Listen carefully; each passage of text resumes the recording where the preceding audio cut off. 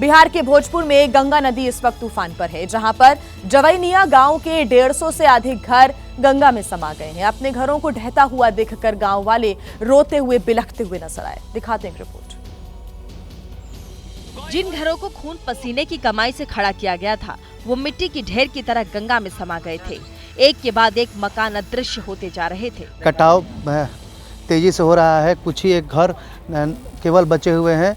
वो घर अभी थोड़ी देर पहले पूरा घर देखने को मिल रहा था, लेकिन वो अब धीरे धीरे जो घर है गंगा में विलीन हो गया है। गंगा नदी के कटाव को देख लगता था कि आने वाले कुछ दिनों में जविनिया गांव इतिहास बनकर रह जाएगा। गंगा नदी उत्तर की दिशा से गांव को काट रही है, जो अब दक्षिण दिशा के अंतिम छोर तक पहुंच गई है। गंगा नदी जहां तक पहुंची है, वहां केवल गांव का मध्य विद्यालय ही बचा हुआ है। पूरा गांव खाली है। पूरा जवैनिया गांव तहस नहस हो गइल बा। इजा खाना बनत रहे, अभी के डेट में गंगा जी सब तहस नहस कर दिली है। फिलहाल गांव के सैकड़ों लोग तटबंधों में बनाए गए टेंटों में रह रहे हैं। हालांकि गंगा का जल स्तर अब खतरे के लाल निशान से थोड़ा नीचे आया है, लेकिन कटाव लगातार जारी है। प्रशासन द्वारा राहत सामग्री पहुंचाई जा रही है, लेकिन गांव वालों का कहना है कि उन्हें तात्कालिक राहत नहीं, दीर्घकालिक समाधान चाहिए, क्योंकि कुदरत ने उन्हें ऐसे मोड़ पर ला दिया है जहां ना सिर के ऊपर छत है, ना पेट भरने के लिए खाना। और आइए अब बात करते हैं मध्य प्रदेश की। यहाँ के सिंगरौली में भारी बारिश के बीच नदी नाले अपने रौद्र रूप में आ गए हैं। लगातार पुल से टकराती लहरें, बीच से टकराते समंदर की बड़ी बड़ी लहरों से ज्यादा भयानक नजर आ रही है। ऐसे पुल के दोनों तरफ यात्रियों और वाहनों की लाइन लगी है। दहशत में खड़े लोगों की हिम्मत नहीं हो पा रही है कि वो पुल के नजदीक भी चले जाएं। यहाँ पानी पुलिया के ऊपर से बह रहा था। पानी का बहाव इतना तेज था कि लोग पुलिया के किनारे खड़े नहीं हो पा रहे हैं। ऐसी हालत में एक बाइक सवार तेज बहते पानी से बाइक निकालने लगा, और फिर जो हुआ वो आपके सामने है। बाइक सवार को बहता देख लोग जान जोखिम में डालकर बचाने पहुंचे। किसी तरह लोग बाइक खींचकर थोड़ा बाहर लाते तो, लेकिन बहाव इतना तेज था कि वो और पुलिया के किनारे पहुंच जाती। अंत में बाइक पुलिया के एकदम किनारे पहुँच गई। सिंगरौली जिले में एक और जगह पानी का रौद्र रूप दिखा।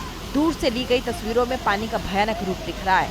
पानी पुलिया के ऊपर से बह रहा है और टकराकर उछाल मार रहा था। यहाँ अगर कुछ भी सामने आता तो पानी बहा ले जाता। ऐसे में रास्ते में फंसे लोग कोई और रास्ता ढूंढते दिखे। मध्य प्रदेश के डिंडोरी से बाढ़ बारिश के बीच लापरवाही की तस्वीरें सामने आई है। यहां पर उफनती चकरार नदी पर बने पुल को लोग जान जोखिम में डालकर पार करते हुए नजर आए। न सिर्फ राहगीर बल्कि एम्बुलेंस भी पार करती हुई नजर आ रही थी। तस्वीरों में देखा जा सकता है कि चकरार नदी उफान पर है। पानी रपटे के ऊपर से बह रहा है, जो खतरे की घंटी बजा रहा है। लेकिन इसके बावजूद एक एम्बुलेंस आती है और रपटे को पार करती नजर आती है। एम्बुलेंस ड्राइवर को ना अपनी फिक्र होती है, ना मरीज की फिक्र होती है, क्योंकि पानी का बहाव इतना तेज था कि बड़ा हादसा होते देर नहीं लगती। लेकिन इसके बावजूद एक के बाद एक गाड़ियां इस खतरों से भरे खेल को खेलती नजर आती है, और फिर लोगों के आने जाने की लाइन लग जाती है। बता दें कि डिंडोरी का ये पूरा इलाका बाढ़ग्रस्त है। यहाँ सैलाब ने ऐसा तांडव मचाया कि कई गांव और घरों को अपनी जद में ले लिया है। लोगों के पास सिर छुपाने तक की जगह नहीं बची है। दरअसल डिंडोरी जिले में लगातार हो रही बारिश से नदियां उफान पर आ गई हैं। जबलपुर अमरकंटक नेशनल हाईवे में नर्मदा नदी पर बना पुल भी डूबने के कगार पर पहुंच गया है। अलग अलग हिस्सों की हमने तस्वीरें आपको दिखाई। देखिए, देश भर में इस वक्त कई जगहों पर बारिश का सिलसिला लगातार जारी है, और लगातार हो रही इस बारिश की वजह से लोगों की जो परेशानियां हैं वो बढ़ गई हैं। मौसम विभाग की माने तो मौसम विभाग ने आज दिल्ली में बारिश की संभावना व्यक्त की है। साथ ही उत्तराखंड, हिमाचल, उत्तर प्रदेश, राजस्थान, बिहार में भी बारिश को लेकर येलो अलर्ट जारी किया गया है। मध्य प्रदेश और छत्तीसगढ़ की बात करें, यहाँ के 6 जिलों में बारिश का रेड अलर्ट है। महाराष्ट्र के 6 जिले यानी कि पुणे, रायगढ़, रत्नागिरी, सतारा में जोरदार बारिश की चेतावनी दी गई है। गुजरात के सभी जिलों में बारिश का येलो अलर्ट जारी किया गया है। इसके अलावा ओडिशा, असम, मेघालय, मणिपुर में भी तेज बारिश की चेतावनी जारी की गई है। यही नहीं, दक्षिणी राज्य यानी कि तेलंगाना, केरला, कर्नाटक और तमिलनाडु में भी भारी बारिश को लेकर संभावनाएं व्यक्त की गई हैं। येलो अलर्ट यहां पर जारी किया गया है। तो लगातार हो रही बारिश की वजह से पहाड़ से लेकर मैदान तक नदी नाले इस वक्त तूफान पर है। कई जगहों पर नदियों का पानी सड़क से ऊपर बह रहा है, जिसे पार करना महंगा पड़ सकता है। झांसी में कुछ ऐसी ही तस्वीरें सामने आई हैं, दिखाते हैं आपको। तस्वीरों में नजर आ रहा है कि ये युवक बाइक के जरिए पुल और हाईवे के ऊपर से बह रही पूरन नदी की धारा को पार करने की कोशिश कर रहा था, लेकिन जैसे ही पुल के पास पहुंचा, उसकी बाइक बहने लगी। वो तो गनीमत रही कि स्थानीय लोग तुरंत मौके पर पहुंचे और बाइक को पकड़ लिया। बाइक सवार युवक और मोटरसाइकिल दोनों को पानी में बहने से बचाने के लिए स्थानीय लोगों को काफी मशक्कत करनी पड़ी। वहीं एक दूसरी तस्वीर में दिखाई दिया कि एक युवक जो पुल पार करने की कोशिश कर रहा था, अचानक फिसलकर पानी में गिर गया और बहने लगा। हालांकि युवक पुल के किनारे पर लगे पोल को पकड़ने में कामयाब रहा, जिसके बाद स्थानीय लोगों ने युवक को किसी तरह खींचकर बाहर निकाला। बात कर लेते हैं तेलंगाना की, जहां के कई इलाकों में भारी बारिश के बाद से बाढ़ जैसी स्थितियां बन गई हैं। आलम यह हो गया है कि छोटी नदियों ने भी भयंकर रूप ले लिया है। लोगों को जिंदगी के लिए जद्दोजहद करनी पड़ रही है। तस्वीरें मुलुगु जिले के अलीगुडेम गांव की है। भारी बारिश के बीच एक आदिवासी महिला को प्रसव पीड़ा शुरू हो गई। तुरंत डॉक्टर के पास जाना था, लेकिन बाहर खतरे का सैलाब था क्योंकि वट्टी नदी पूरे उफान पर थी। इस बीच ग्रामीणों ने खुद ही मोर्चा संभाल लिया। महिला को 4 लोगों ने कंधे पर उठाया और वट्टी नदी को किसी तरह पार कर लिया। वीडियो सोशल मीडिया पर वायरल हो रहा है, जिसकी हर कोई तारीफ कर रहा है, लेकिन लोग मूलभूत सेवाएं नहीं देने के लिए नेताओं और अधिकारियों को कोस भी रहे हैं।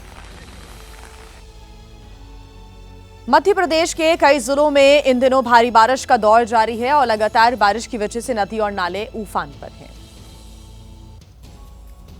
चारों तरफ पानी ही था और बीच सैलाब ये सफेद रंग की कार फंस गई थी।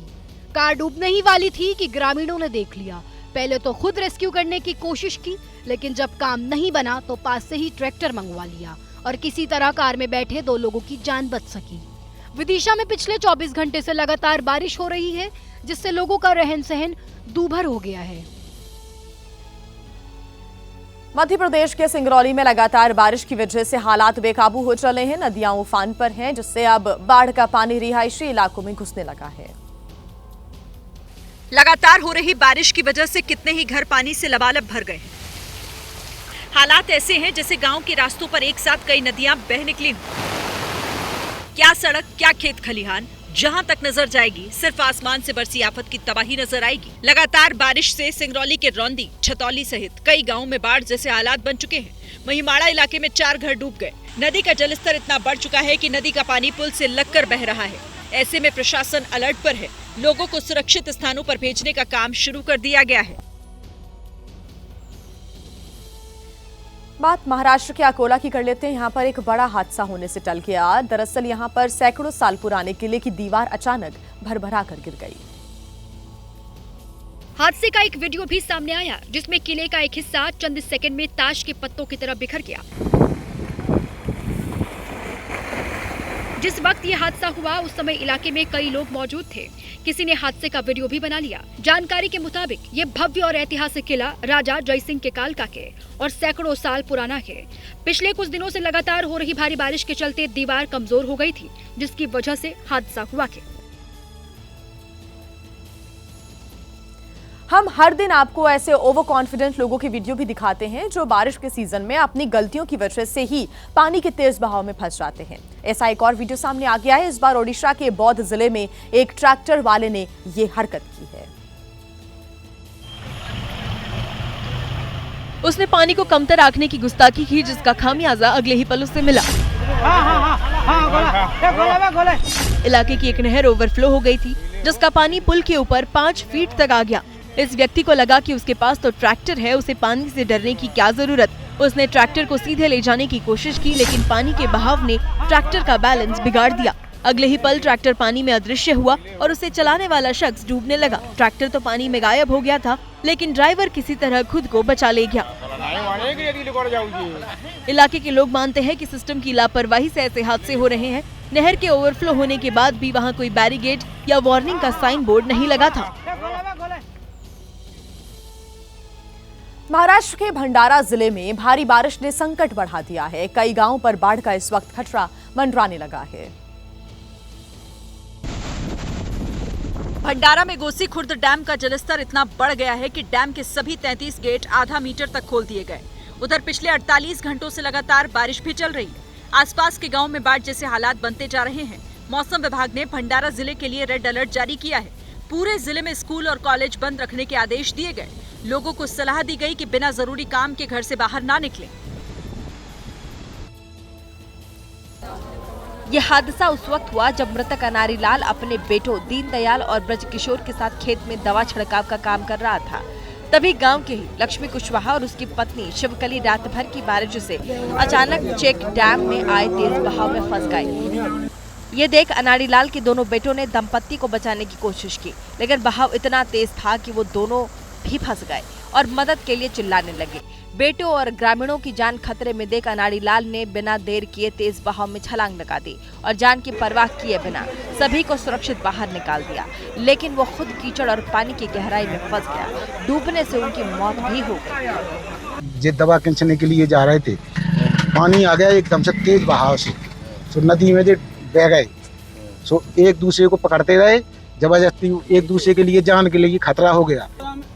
ग्रामीणों का आरोप है कि पुलिस और राहत टीम करीब 1.5 घंटे की देरी से मौके पर पहुंची। यदि समय पर सहायता मिलती तो अनारी लाल की जान बच सकती थी। आइए एक बार फिर बात कर लेते हैं लखनऊ की, जहां पर बारिश उस वक्त काल बन गई जब साइबर टावर का छज्जा गिरने से एक युवक की जान चली गई। युवक बारिश से बचने के लिए दरअसल साइबर टावर के छज्जे के नीचे खड़ा हुआ था। तभी अचानक छज्जा भरभरा कर गिरा और नीचे खड़ा रवि वर्मा छज्जे के मलबे में दब गया। मलबा इतना ज्यादा था कि बचने का कोई मौका तक नहीं मिला। एक साथ पूरे टावर का छज्जा धड़ाम से गिरा, जिससे रवि बुरी तरह से जख्मी हो गया। उसे इलाज के लिए अस्पताल ले जाया गया, लेकिन वहां डॉक्टर्स ने उसे मृत घोषित कर दिया। यह हादसा उस वक्त हुआ जब रवि अपने दोस्त ब्रजेश से मिलने साइबर टावर गया था। इसी दौरान बारिश के बीच रवि साइबर टावर के नीचे खड़ा हो गया, तभी यह हादसा हो गया। बाद में पुलिस और राहत दल ने मलबा हटाया। स्थानीय लोगों ने हादसे के बाद आक्रोश जताया और नगर निगम की तैयारियों पर भी कई सवाल खड़े किए। और आइए अब खबरों में आगे बढ़ते हैं। आपको खबर दिखाते हैं बिहार से, जहां की एक ट्रेन में मोबाइल चोर पकड़ा गया तो वो स्टंट करने लग गया। दरअसल ट्रेन की रफ्तार तेज हो जाने की वजह से आरोपी ट्रेन से कूद नहीं पाया तो गेट से लटक गया। इसके बाद लोग उसको ऊपर लाने की कोशिश करते रहे, यात्रियों को वो धमकी देता रहा। देखिए, ये किसी फिल्म का स्टंट सीन नहीं है। मुंगेर के बरियारपुर जमालपुर ट्रेन रूट पर पैसेंजर ट्रेन से लटका हुआ ये वो चोर है जो मोबाइल निकालने के बाद भाग नहीं पाया तो ट्रेन से लटक गया। पैसेंजर का मोबाइल निकालने के बाद चोर ने उतरने की कोशिश की, लेकिन तब तक ट्रेन की रफ्तार तेज हो चुकी थी और वो कूदने की हिम्मत नहीं जुटा पाया। इस दौरान यात्रियों को जो मिला वही चोर के ऊपर फेंक रहे थे, जिससे कि वो ऊपर आ जाए। जब ऊपर आ जा, जल्दी ऊपर आ। अभी तू क्या सोच रहा है? स्टेशन से पहले तो उतारेंगे, स्टेशन से पहले मन तो कर रहा तो मर जाएगा। भीड़ में चोरी पकड़े जाने के बाद भी शख्स कहता कि उसने चोरी नहीं की। यात्रियों ने जब उसे मारने की धमकी दी तो यात्रियों को ही धमकाने लगा और कहा कि अगर मारा तो यात्री का पैर पकड़कर नीचे खींच लेगा। कौन निकाला जेब में से? नहीं निकाला तू, नहीं निकाला तू, नहीं निकाला तू, खींच लेंगे। ऐसे में पैसेंजर्स उसे दरवाजे के पास खड़े होकर ही खूब गालियां देते हैं और उकसाते हैं कि किसी तरह वो एक बार ऊपर आ जाए। इसी बीच वो चोर को मारने की कोशिश करते हैं, लेकिन चोर ऊपर आने के बजाय एक और पायदान नीचे चला जाता है और थोड़ी देर बाद झाड़ियां मिलने पर कूदकर फरार हो जाता है। सोशल मीडिया पर तेजी से वायरल ये वीडियो जनसेवा एक्सप्रेस का बताया जा रहा है। लोग रेलवे की सुरक्षा एजेंसियों की कार्यप्रणाली पर सवाल खड़े कर रहे हैं। और आइए अब बात मुंबई की, जहां पर उस वक्त हड़कंप मच गया जब एक फिल्म के प्रीमियर पर अभिनेत्री रुचि गुर्जर ने फिल्म निर्माता पर धोखाधड़ी का आरोप लगाते हुए सैंडल से हमला कर दिया। दरअसल अंधेरी के सिनेपोलिश थिएटर में फिल्म सो लॉन्ग बेली प्रीमियर चल रहा था। तभी अभिनेत्री रुचि गुर्जर कुछ महिलाओं के साथ पहुंचती है और फिल्म के निर्माता करण सिंह चौहान पर धोखाधड़ी का आरोप लगाने पर हंगामा करने लगती है।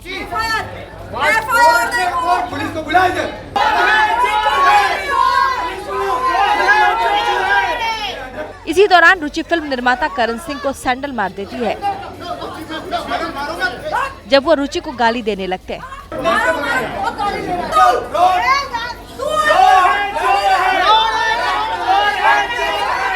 रुचि का आरोप है कि करण ने उसके साथ 24 लाख रुपए की धोखाधड़ी की।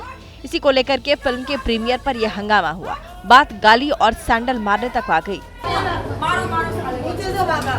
गाली देता है, लड़की को गाली देता है, बताओ इसको ऐसा एक तो फ्रॉड करने के बाद गाली भी दे रहा। इसी दौरान रुचि ने करण को पुलिस स्टेशन की धमकी दी। करण कोर्ट का ऑर्डर दिखाने लगता है। कोर्ट ने इसको बोला कि आप जो भी आप क्लेम कर रहे हो ये पूरी तरीके से वैलिड नहीं है। फिल्म के प्रीमियर पर इतना हंगामा होता है कि बाद में पुलिस को आकर दोनों को थाने ले जाना पड़ता है। यूपी के गाजियाबाद में आग लगने से हड़कंप मच गया। आग उत्तर प्रदेश यूपी गेट के पास बिजली घर में लगी हुई थी। आपको तस्वीरें दिखाते हैं। और देखते ही देखते आग ने विकराल रूप ले लिया। बिजली घर के ट्रांसफार्मर में लगी आग इतनी भयंकर थी कि उसकी ऊंची ऊंची लपटें दूर से दिखाई दी। ट्रांसफार्मर में 55,000 लीटर तेल मौजूद था, जिसकी वजह से आग तेजी से फैली, जिसने लोगों को डरा दिया। जैसे ही इसकी जानकारी दमकल विभाग को लगी, दमकल की कई गाड़ियां मौके पर पहुंची और आग पर काबू पाने की कोशिश की, लेकिन आग इतनी भीषण थी, उसको काबू पाने में दमकल विभाग को काफी मशक्कत का सामना करना पड़ा। आग बुझाने के लिए दमकल विभाग ने फोम की मदद ली। आग पर बौछार कर उस पर काबू पाया। दमकल विभाग ने जब तक आग पर काबू पाया, तब तक ट्रांसफार्मर जलकर राख हो गया था।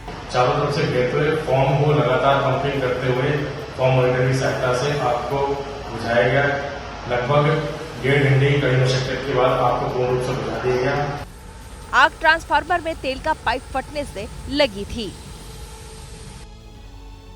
मौलाना छांगुर के पापलोक पर से लगातार पर्दा उठता जा रहा है और गाजियाबाद में छांगुर के गैंग की शिकार एक पीड़िता सामने आई है। उसने अपनी आप बीती बताते हुए दूसरी पीड़ित लड़कियों से भी सामने आने की अपील की। पीड़िता का कहना है कि 2015 में लखनऊ में अक्षय नाम की फेसबुक आईडी से फैजान नाम के लड़के ने जान पहचान बढ़ाई और धीरे धीरे अपने झांसे में ले लिया। इसके बाद शादी के वादे के बहाने उत्पीड़न का सिलसिला शुरू हुआ। पीड़िता के मुताबिक उसका कई बार अबॉर्शन कराया गया है और वीडियो मेडिकल रिपोर्ट के आधार पर ब्लैकमेल किया जाने लगा। 2024 में पीड़िता ने फैजान के खिलाफ FIR दर्ज कराई। अब मीडिया रिपोर्ट्स के आधार पर उसे छांगुर बाबा के रैकेट की जानकारी मिली है। उसे गोंडा ले जाया गया था, जहां उसकी छांगुर बाबा से मुलाकात हुई थी और कई इस्लामिक किताबें पढ़ने को मजबूर किया गया था। और वो किताबें सारी इस्लामिक धर्म की किताबें हैं, जिसमें कैसे इस्लाम की बार बार तारीफ हो रही है, कैसे किसी भी इंसान को इस्लाम कैसे सीखना चाहिए, उनकी भाषा, कुरान पढ़ना, ये सारा जो है वो सब उसमें, वो जिनको आसमानी किताब बोलते हैं, वो सारी किताबें हैं। पीड़िता का आरोप है कि फैजान और छांगुर बाबा के रैकेट में कई लड़कियां फंसी हुई हैं और उसने अपील की है कि वो मीडिया के सामने आए। और अब बात यूपी के महोबा की, जहां पर उस वक्त एक बड़ा हादसा हो गया जब अचानक चेक डैम से पानी आ गया। अपने 2 बेटों और पड़ोसी दंपति को बचाने के चक्कर में एक बुजुर्ग की डूबने की वजह से मौत हो गई। बड़ी खबर इस वक्त हम आपको बता दें, राजस्थान से मिल रही है, जहां के उदयपुर में डेंटल कॉलेज की छात्रा ने आत्महत्या कर ली। सुसाइड नोट में कॉलेज प्रशासन पर छात्रा ने गंभीर आरोप लगाए हैं। कॉलेज प्रशासन पर मानसिक प्रताड़ना का आरोप लगाया है छात्रा ने। जम्मू की रहने वाली ये छात्रा बताई जा रही, जिनका नाम श्वेता सिंह था। छात्रा की खुदकुशी से गुस्साए छात्रों ने जमकर हंगामा किया। तो बड़ी खबर इस वक्त हम आपको बता रहे हैं, पैसिफिक डेंटल कॉलेज की छात्रा ने आत्महत्या कर ली। राजस्थान के उदयपुर से यह बड़ी खबर आ रही है सामने। और छात्रा ने सुसाइड से पहले एक नोट भी छोड़ा। इस सुसाइड नोट में कॉलेज प्रशासन पर गंभीर आरोप लगाए हैं। कॉलेज प्रशासन पर मानसिक रूप से प्रताड़ित करने का आरोप लगाया गया है। बता दें आपको कि छात्रा श्वेता सिंह जम्मू की रहने वाली थी। छात्रा की खुदकुशी के बाद से उनके जो दोस्त हैं, उनके जो परिवार वाले हैं और साथ ही वहां पर पढ़ने वाले दूसरे छात्र हैं, उनमें गुस्सा देखने को मिला और इन छात्रों ने यहां पर जमकर हंगामा भी किया। ये तस्वीरें भी हम आपको दिखा रहे हैं। मैनेजमेंट पर भी गंभीर यहां पर आरोप लगाए जा रहे हैं। और ज्यादा जानकारी के साथ हमारे संवाददाता मोहम्मद मोइन हमारे साथ जुड़े हुए हैं। मोहम्मद मोइन, देखिए, जांच होगी, पड़ताल होगी, तो ये देखना होगा कि क्या और खुलासे होते, लेकिन जो अभी प्रथम दृष्टया इस पूरे मामले में निकलकर सामने आ रहा है कि छात्रा मानसिक रूप से कहीं ना कहीं प्रताड़ित उनको किया जा रहा था डेंटल कॉलेज के प्रशासन की तरफ से, ये उन्होंने अपने सुसाइड नोट में बातें कही हैं। अभी जांच कहां तक पहुंची, छात्रों के हंगामे के बाद की क्या स्थिति है? देखिए, निश्चित तौर पर कहा जा सकता है कि छात्रा की तरफ से जो सुसाइड नोट लिखा गया था उसमें पूरी की पूरी कहानी बयां है। बेहद गंभीर और सनसनीखेज आरोप लगाए गए हैं। साफ तौर पर कहा गया है कि जो कॉलेज का मैनेजमेंट था वो परेशान करता था, प्रताड़ित करता था और इस कदर प्रताड़ित किया गया कि वो जान देने पर मजबूर हो गई है। सुसाइड नोट में ये भी मांग की गई है कि जो भी लोग उसकी मौत के लिए जिम्मेदार हैं, उसकी मौत के लिए दोषी हैं, उनके खिलाफ सख्त से सख्त कार्रवाई की जाए। जैसे ही जो छात्र हैं उनको इस घटना की जानकारी मिली, उन्होंने पूरी तरीके से हंगामा शुरू कर दिया। हॉस्टल से लेकर कॉलेज कैंपस तक छात्र इकट्ठा हुए, नारेबाजी की गई। जो मैनेजमेंट से जुड़े हुए लोग हैं उनके खिलाफ क्रिमिनल केस दर्ज किए जाने, उनकी गिरफ्तारी की मांग की गई। बहरहाल पुलिस प्रशासन मौके पर पहुंचा, उसने देर रात मामले को समझा बुझाकर छात्रों को कार्रवाई का भरोसा दिलाकर उनका आंदोलन खत्म कराया। निश्चित तौर पर कहा जा सकता है कि जो हंगामा है वो अभी शांत है, लेकिन छात्रों के अंदर जबरदस्त गुस्सा है और अगर जल्द से जल्द कोई कार्रवाई नहीं होती है, कोई एक्शन नहीं होता है, छात्र भी इत्तेफाक रखते हैं कि वाकई जो मेडिकल कॉलेज है, डेंटल कॉलेज है, यहाँ का प्रशासन छात्रों को मानसिक रूप से प्रताड़ित करता है, किसी बात का प्रेशर बनाया जाता है? और क्या सुसाइड नोट में किसी व्यक्ति के नाम का जिक्र है या फिर पूरे प्रशासन पर, मैनेजमेंट पर आरोप है? देखिए, जो छात्र हैं उनका साफ तौर पर कहना है कि ये जो कॉलेज है, कॉलेज के जो भी जिम्मेदार लोग हैं मनमाने तरीके से जो आदेश है वो थोपते हैं। छात्रों की बात सुनी नहीं जाती है, उनका कोई पक्ष नहीं सुना जाता है। जो आदेश होता है उन पर जबरन थोप दिया जाता है, यानी एक पक्षीय जो है वो आदेश जारी किया जाता है और छात्रों से ये उम्मीद की जाती है, ये अपेक्षा की जाती है कि वो उस आदेश का पालन करें। व्यवहारिक तौर पर कोई बात नहीं की जाती है। इसी को लेकर जो बाकी छात्र हैं, वो भी जो छात्रा थी जिसने सुसाइड किया, जिसने सुसाइड नोट लिखा, उसकी बात से काफी हद तक इत्तेफाक रखते हैं और इसी वजह से उनका गुस्सा जबरदस्त तरीके से फूटा। हॉस्टल से लेकर कैंपस तक हंगामा किया गया और छात्रों का साफ तौर पर कहना है कि अगर इस मामले में जल्द से जल्द सख्त कार्रवाई नहीं की जाती है तो वो अपना आंदोलन आगे बढ़ाएंगे और उसकी सारी की सारी जो जवाबदेही है वो जिला प्रशासन और पुलिस प्रशासन की होगी। ठीक, आगे क्या कार्रवाई की जाती है और क्या खुलासे होते हैं जांच में, इस पर हमारी नजर आएगी। फिलहाल शुक्रिया मोहम्मद मोइन तमाम जानकारी के लिए। आइए अब खबरों में आगे बढ़ते हैं, बात कर लेते हैं छत्तीसगढ़ की, जहां पर ड्रग्स की लत सड़कों और सुनसान इलाकों तक सीमित नहीं रही है, बल्कि शहर के हाई प्रोफाइल होटल्स के बंद कमरों तक पहुंच गई है। रायपुर से एक ऐसा ही वीडियो सामने आया है जिसमें होटल में एक कमरे के अंदर लड़की ड्रग्स लेती हुई नजर आ रही है। करीब 2.5 मिनट लंबे इस वीडियो में युवती संदिग्ध सफेद पाउडर की एक लाइन बनाती दिखाई देती है और 500 रुपए के नोट का इस्तेमाल कर नशे की सामग्री को व्यवस्थित करती है, फिर उसे चाटते हुए नजर आती है। साथ ही लड़की किसी से फोन पर बातचीत भी करती नजर आती है। ये वीडियो रायपुर के नामी होटल का बताया जा रहा है। वीडियो देखने से लगता है कि होटल रूम के दरवाजे के बाहर से इसे रिकॉर्ड किया गया है। हो सकता है कि किसी जान पहचान वाले व्यक्ति ने बनाया होगा। फिलहाल पुलिस ने वीडियो का संज्ञान लेते हुए जांच शुरू कर दी है। आइए खबरों में आगे बढ़ते हैं और एक बहुत जरूरी खबर आपको हम बताते हैं। कोविड वैक्सीन से हार्ट अटैक का खतरा नहीं बढ़ता है। केंद्र सरकार ने यह लिखित जवाब संसद में पेश किया है। जी हां, स्वास्थ्य मंत्री जेपी नड्डा ने संसद में यह बताया है कि कोविड वैक्सीन को लेकर आईसीएमआर, एनआईई और एम्स ने अध्ययन किया है। आईसीएमआर, एनआईई की स्टडी 18 से 45 साल के युवाओं पर थी जिनकी मौत अचानक हो गई थी। 47 सरकारी अस्पतालों में किए गए इस अध्ययन में 729 मौत की जांच की गई, जिसमें कोविड वैक्सीनेशन से अचानक आए हार्ट अटैक के खतरे में कोई बढ़ोतरी नहीं देखी गई है। जबकि एम्स ने युवाओं में अचानक मौत की वजह का जब अध्ययन किया तो कोविड से पहले और बाद के सालों में मौत के पैटर्न में कोई बड़ा डिफरेंस, कोई बड़ा अंतर नजर नहीं आ रहा है। दोनों अध्ययनों से यह मालूम चलता है कि कोविड-19 वैक्सीनेशन अचानक हार्ट अटैक का कारण नहीं है, बल्कि पोस्ट कोविड हॉस्पिटलाइजेशन और फैमिली हिस्ट्री से मौत हुई है। 48 घंटे के अंदर शराब का अधिक सेवन करना भी मौत की वजह बना। नशीली दवाओं का इस्तेमाल करना भी कहीं ना कहीं मौत की वजह बना और इसकी वजह से मरने वालों की संख्या बढ़ी। साथ ही तेज शारीरिक गतिविधि से भी मौत का खतरा बढ़ता चला गया। वहीं उत्तर प्रदेश के कुशीनगर में मुंह छिपाते लोगों को देखकर एक बार को लोग चौंक गए। यहां पर दरअसल पुलिस ने 2 होटल्स पर छापामार कार्रवाई की थी और ये कार्रवाई खुफिया सूचना के आधार पर हुई थी, जिसके बाद सच जानकर होटल के आसपास के लोग हैरान रह गए। पर्ल होटल और उत्सव मैरिज लॉन से सबसे पहले लोगों को पुलिस अधिकारी निकलते दिखे और फिर मुंह छुपाई लड़कियों को पकड़े हुए महिला पुलिसकर्मी निकली। यहाँ पुलिस ने 10 लड़कियों को पकड़ा था। इसके बाद कुशीनगर में मुंह छुपाई युवकों की परेड निकाली गई। यहाँ से 6 लड़कों को दोनों होटल से पकड़ा गया था। अपने घरों और परिजनों को अलग अलग वजह बताकर निकले इन युवक युवतियों को देह व्यापार जैसे आरोप में पकड़ा गया था। दरअसल स्थानीय प्रशासन और पुलिस को पर्ल होटल और उत्सव मैरिज लॉन में देह व्यापार की जानकारी मिली थी, जिसके बाद मजिस्ट्रेट, सीओ और थाना अध्यक्ष ने एक साथ छापा मारा। कसिया थाना इलाके में बने दोनों होटल से कुल 16 लोगों को पकड़ा गया है। बिहार में एक बार फिर से बेखौफ बदमाशों के द्वारा दुकान मालिक पर गोलियां चलाई गई। मामला नवादा का बताया जा रहा है, जहां पर एक दुकान पर बाइक सवार 6 बदमाश पहुंचते हैं। 5 बदमाश बाहर बाइक पर बैठे रहे और एक बदमाश दुकान के अंदर घुस गया। किसका घर है? बदमाश ने पंखे का स्विच मांगा तो दुकानदार ने मॉडल नंबर पूछा।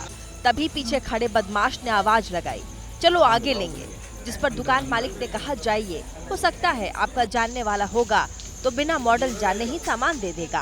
फिर नीचे से लड़का लौट करके पिस्टल लहराते हुए मेरे पास में पिस्टल लहराते हुए आया तो कुछ डराने का कोशिश किया, लेकिन दुकानदार ने डरने की बजाय हमला बोल दिया, जिसके बाद बदमाशों ने फायरिंग शुरू कर दी। तो इस पर वो गोली चला बैठा। नीचे से एक लड़का था, वो गोली चला बैठा, लेकिन सबका हाथ, जो भी लड़का चला रहा था, सबका हाथ कांप रहा था। बदमाश फायरिंग के बाद मौके से भाग निकले। पुलिस ने घटनास्थल से तकरीबन 6 खोखे बरामद किए। उधर स्थानीय लोग कानून व्यवस्था पर सवाल खड़े कर रहे हैं। और आइए अब बात करते हैं बिहार के आरा की। यहाँ पर अपराध थमने का नाम नहीं ले रहा है। दरअसल यहाँ पर जमीन विवाद में 2 दिन पहले 2 भाइयों पर हमला हुआ था, जिसमें एक भाई की मौत हो गई थी। शुक्रवार को भी 2 भाइयों पर हमला हुआ, जिसमें एक भाई की जान चली गई, जबकि दूसरे की स्थिति गंभीर बताई जा रही है। आरा के सदर अस्पताल में कुछ ऐसी ही तस्वीरें सामने आई, जहां कोहराम मचा हुआ है। वहां परिजनों का रो रो कर बुरा हाल था। वारदात की जानकारी मिलते ही पुलिस प्रशासन में हड़कंप मच गया, क्योंकि आरा में जमीन विवाद में 2 भाइयों पर हमले का मामला अभी थमा भी नहीं था कि ठीक वैसे ही दूसरी वारदात को भी अंजाम दे दिया गया। जमीन के विवाद में 2 भाइयों को चचेरे भाई और उसके 4 बेटों ने पीट कर अधमरा कर दिया। अस्पताल ले जाते वक्त बड़े भाई ने दम तोड़ दिया, तो वहीं छोटे भाई की हालत गंभीर देखते हुए उसे पटना रेफर कर दिया गया। बता दें कि पीड़ितों की कुछ जमीन उनके चाचा ने फर्जी तरीके से कब्जा ली थी, जिसको लेकर के विवाद चल रहा था। कल उस जमीन पर पीड़ित परिवार बुआई करने पहुंचा तो उन पर हमला कर दिया गया। घटना के बाद पुलिस तुरंत एक्शन में दिखी और मुख्य आरोपी को गिरफ्तार कर दिया। बाकी को हिरासत में लेकर पूछताछ कर रही है। तो वहीं बिहार के हाजीपुर में अवैध शराब का धंधा करने वालों के खिलाफ कार्रवाई करने पहुंची राजस्व विभाग और पुलिस की टीम पर ही हमला हो गया। हमले में महिला इंस्पेक्टर समेत 4 पुलिसकर्मी घायल बताए जा रहे हैं। राजस्व विभाग की टीम पुलिस लाव लश्कर के साथ पहुंची थी, लेकिन अवैध शराब कारोबारी के गुर्गों ने किस कदर हमला किया होगा, इसके सबूत ये गाड़ियां हैं। हमले में पुलिस की कई गाड़ियां क्षतिग्रस्त हो गई। हमलावर यही नहीं रुके, उन्होंने पुलिस टीम पर भी हमला किया। हमलावरों ने पुलिस टीम के 2 ड्राइवर्स और एक जवान को बुरी तरह से पीटा। दरअसल पुलिस को सूचना मिली थी कि हाजीपुर के पहाड़पुर चौक इलाके में ताड़ी और अवैध शराब का कारोबार होता है। छापेमारी के लिए पहुंची राजस्व विभाग और पुलिस की टीम पहुंची तो कई लोगों को वहां शराब पीते पाया गया, जिन्हें पुलिस पकड़कर थाने ले जाने लगी। तभी अचानक पुलिस टीम पर हमला कर दिया गया और लोगों ने राजस्व विभाग और पुलिस टीम पर ईंट पत्थरों से हमला बोला और पुलिसकर्मियों के साथ मारपीट की गई। पूरे इलाके में पुलिस की तैनाती कर दी गई है और आगे की कार्यवाही की जा रही है। और आइए अब आपको खबर दिखा देते हैं मध्य प्रदेश के रीवा से, जहां पर एक कांग्रेस विधायक मुश्किलों से घिरते हुए नजर आ रहे हैं। विधायक और उनके समर्थकों के खिलाफ एक युवक से मारपीट का मामला दर्ज किया गया है। हालांकि पीड़ित युवक के परिजन जब केस दर्ज कराने पहुंचे तो पहले तो पुलिस ने मना कर दिया। इसके बाद पीड़ित के परिजन समेत बीजेपी के नेता कार्यकर्ता थाने में जमा हो गए और नारेबाजी करने लगे। दरअसल विधायक पर मारपीट का आरोप लगाने वाला उनका एक निजी कर्मचारी है। जब उसने 3 महीने का बकाया तनख्वाह मांगा तो विधायक को गुस्सा आ गया। उसने कर्मचारी की पिटाई कर दी।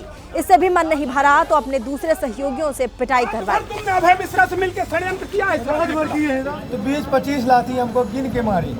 फिर इसके बाद गनमैन, उनका सरकारी गनमैन मिलता है, उसका नाम नहीं जानता, नया आया 15 दिन हुआ, ये वो भी मारा। फिर इसके बाद उधर सब चारों को दोनों का गेट बंद करके हमको 2.5 घंटा उनके चमचों मारी। जब इस मामले में पुलिस ने एक्शन लिया तो थाने में भीड़ जमा हो गई। बीजेपी नेता के कार्यकर्ता भी पहुंचे और हंगामा किया। तब जाकर के पुलिस ने एफआईआर दर्ज की। इसके आने के बाद फिर हमने इसमें 5 लोगों के खिलाफ नामजद विभिन्न धाराओं में एफआईआर किया और 3 अज्ञात के खिलाफ इसमें किया है और इसका एमएलसी भी कराया गया है। पुलिस ने केस दर्ज कर लिया है और आगे की तफ्तीश जारी है। और आइए अब बात कर लेते हैं प्रधानमंत्री नरेंद्र मोदी के दौरे से जुड़ी हुई खबर की। मालदीव दौरे का आज उनका दूसरा दिन है और पीएम मोदी मालदीव के 60वें स्वतंत्रता दिवस समारोह में बतौर मुख्य अतिथि शामिल होंगे।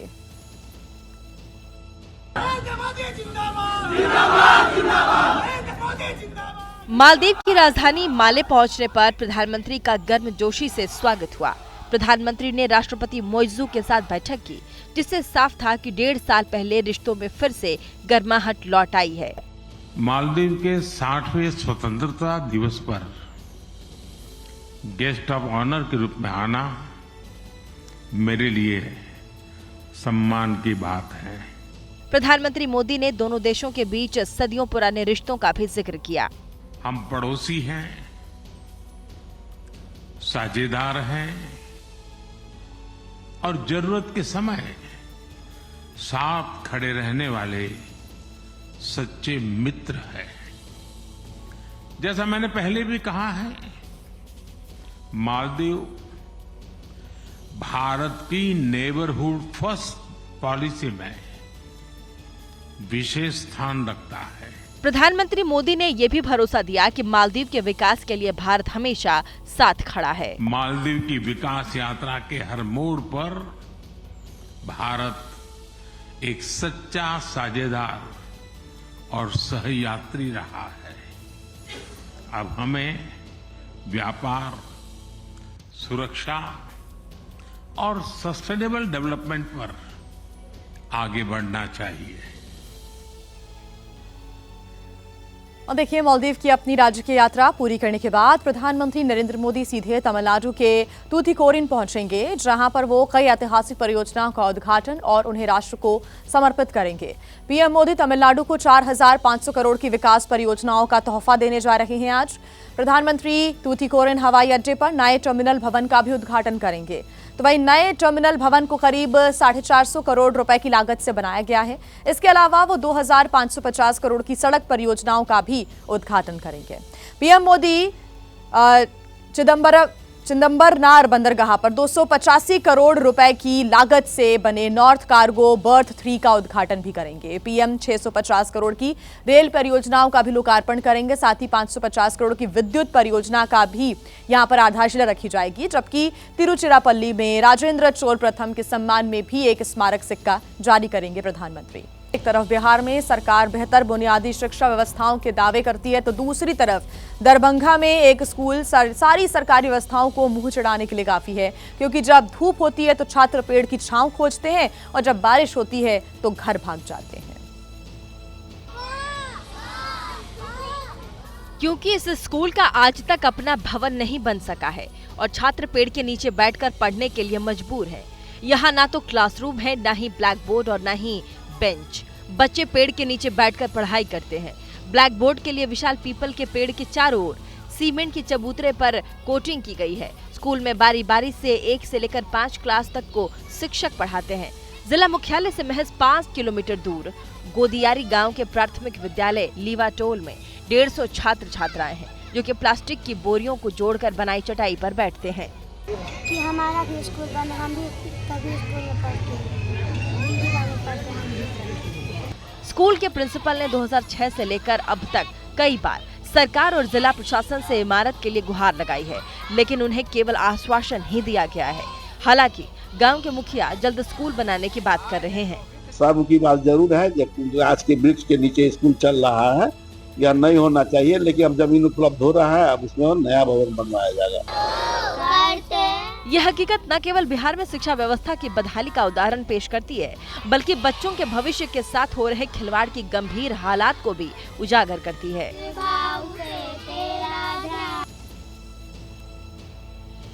बिहार में वोटर वेरिफिकेशन को लेकर छिड़ी सियासी जंग के बीच बिहार की पूर्व मुख्यमंत्री राबड़ी देवी ने तेजस्वी यादव को जान से मारने की साजिश का दावा कर सियासी तपिश को बढ़ा दिया है। एक रिपोर्ट आपको दिखाते हैं।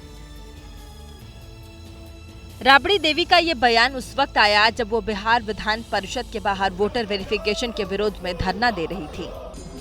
तेजस्वी यादव को तो 4 बार मारने की कोशिश किया गया था, रास्ता में ट्रक से ट्रक से, क्या करिएगा। फिर यहाँ भी मारने की कोशिश हो रहा है।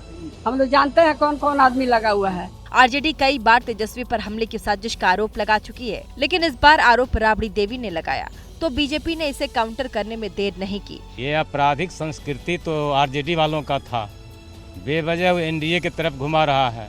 सबसे बड़ा चीज असल बात यह है कि आने वाला विधानसभा के चुनाव में विपक्ष का सुपड़ा साफ होने वाला है, इसलिए वो हताशा की स्थिति में और हताश की अवस्था में ही इस तरह का बयान दे रहा है।